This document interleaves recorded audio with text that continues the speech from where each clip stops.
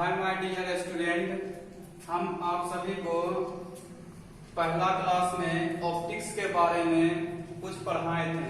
आज हम ऑप्टिक्स का सेकेंड क्लास पढ़ा रहे हैं, जिसमें आपको प्रकाश स्रोत के बारे में पढ़ाने जा रहे हैं। प्रकाश स्रोत है क्या? जिस वस्तु से प्रकाश निकलता है उसे हम क्या कहते हैं? प्रकाश स्रोत कहते हैं। या जिस पदार्थ से प्रकाश निकलता है उसे हम प्रकाश स्रोत कहते हैं। प्रकाश स्रोत दो प्रकार का होता है, प्राकृतिक स्रोत और मानव निर्मित।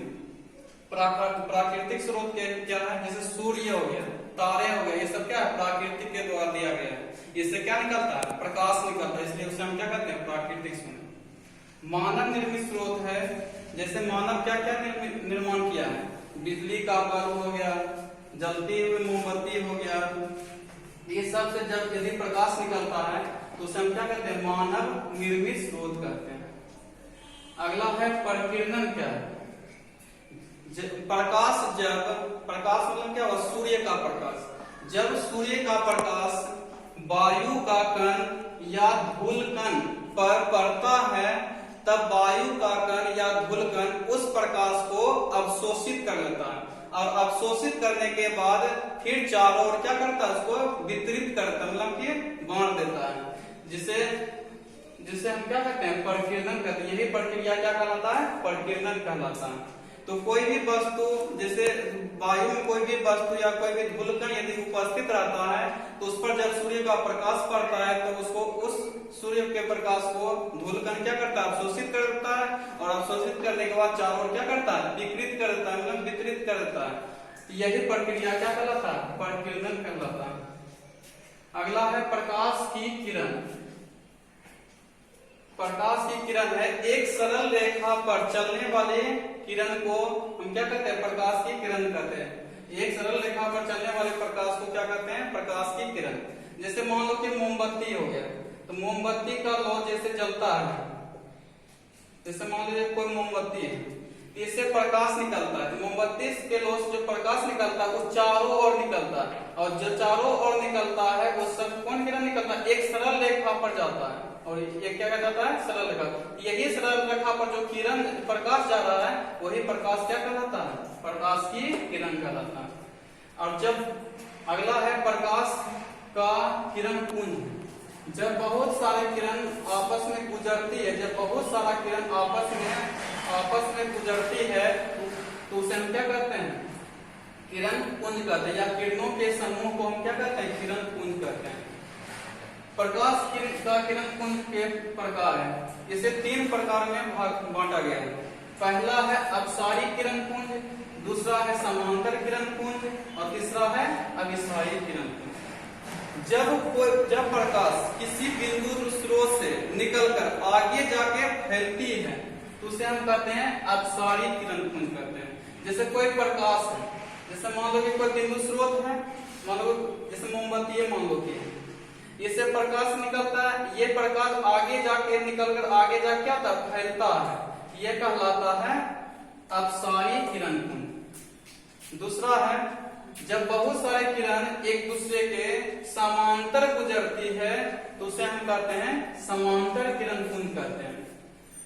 तीसरा है अभिसारी किरण पुंज। जब कोई भी किरण, जब बहुत सारे किरण आगे जाके किसी बिंदु पर जाकर मिलती है तो ये क्या होता है? अब इसे कहते हैं अपसारी किरण पुंज कहते हैं।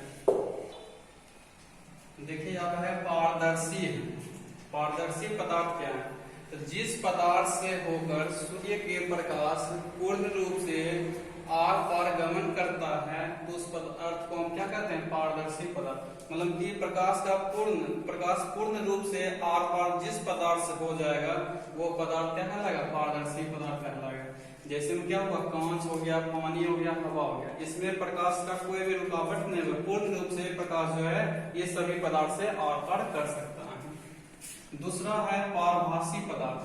जिस पदार्थ से होकर प्रकाश का कुछ अंश, पूर्ण रूप से नहीं, कुछ अंश आर पार कर जाता है तो पदार्थ कहलाता है पारभासी।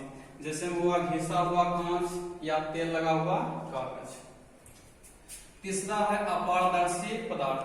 जिस पदार्थ से प्रकाश का कोई भी कण आर पार नहीं होता, कुछ भी अंश आर पार नहीं होगा, तो ऐसा पदार्थ को हम क्या कहेंगे? अपारदर्शी पदार्थ। जैसे हम हो गया कॉपी, पुस्तक, ईंट, पत्थर इत्यादि। अगला है प्रकाश का परावर्तन। तो जब प्रकाश की किरण किसी परावर्तक सतह से टकराती है और टकराने के बाद पुनः वापस लौट जाती है, तो इस प्रक्रिया को हम क्या कहते हैं? प्रकाश का परावर्तन। जिसे हम क्या कहते हैं? Reflection of light. जैसे आप सब देखिए, एक परावर्तक सतह लेते हैं, ये मान लीजिए क्या है? परावर्तक सतह। मान लेते हैं M, ये क्या है? परावर्तक सतह।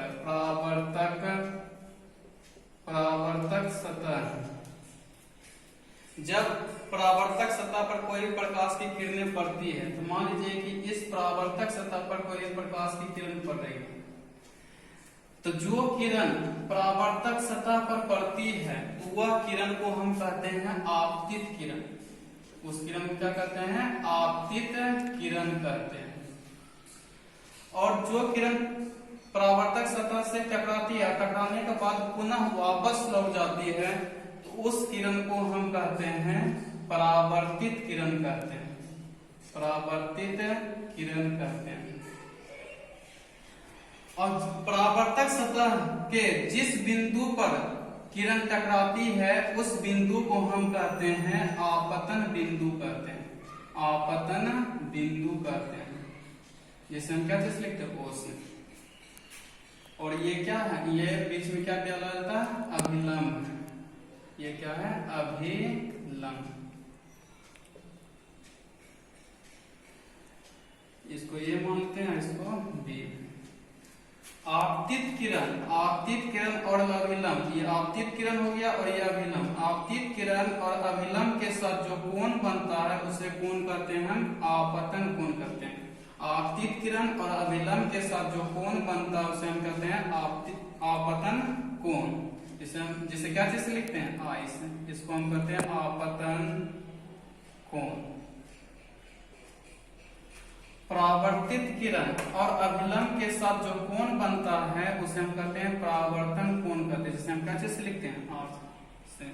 यह है परावर्तन कोण। यहाँ पर देखिए, तो प्रकाश का परावर्तन किससे कहते हैं? जब प्रकाश की किरणें किसी परावर्तक सतह से टकराती है, टकराने के बाद पुनः वापस लौट जाती है, यही प्रक्रिया क्या कहलाता है? प्रकाश का परावर्तन कहलाता है। जो किरण परावर्तक सतह से टकराती है, उस किरण को हम आपतित किरण कहते हैं।